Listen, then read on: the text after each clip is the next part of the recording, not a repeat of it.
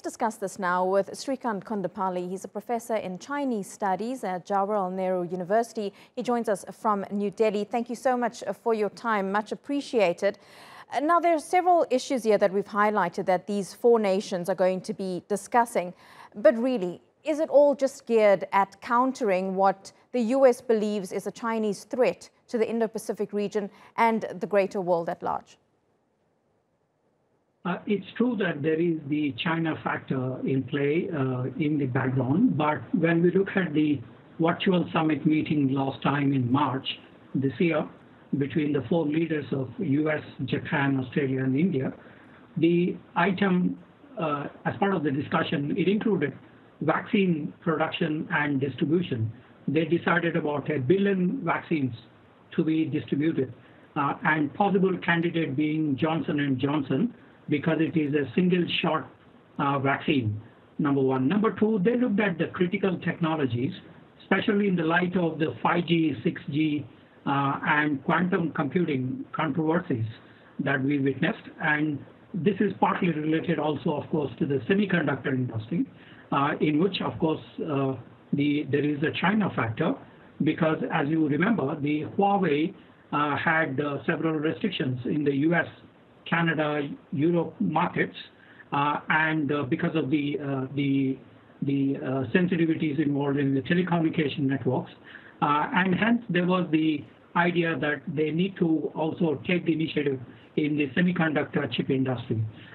Thirdly, there is also the maritime focus of the Quad, which is where obviously China factor is there, because in 2016 the Permanent Court of Arbitration in The Hague suggested that no one has any claims over the South China Sea. This is high seas, and the commerce, global commerce has to pass through uninterrupted. However, China walked away from the Permanent Court of Arbitration dispute resolution mechanism, and hence there was some concern in terms of the territorial sea concept of China in the South China Sea.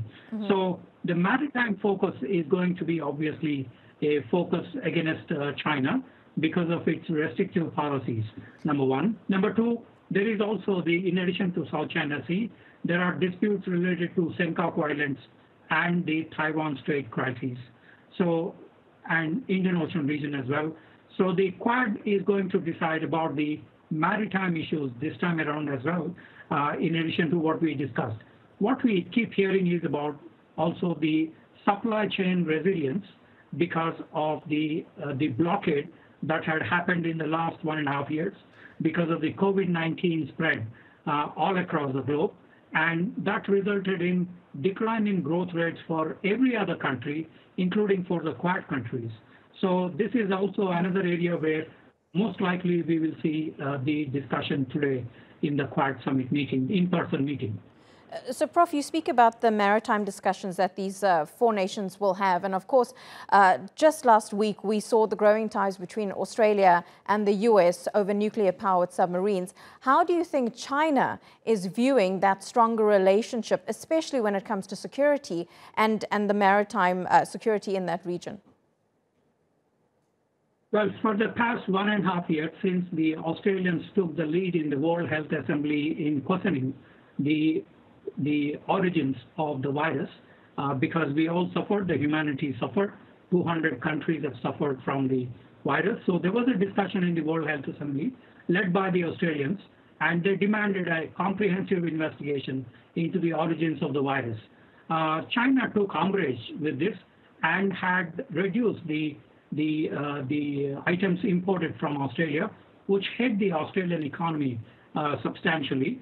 And also they presented what they call as 14 disagreements with Australia, including those related to restrictions on Huawei or restrictions in the campuses or on others.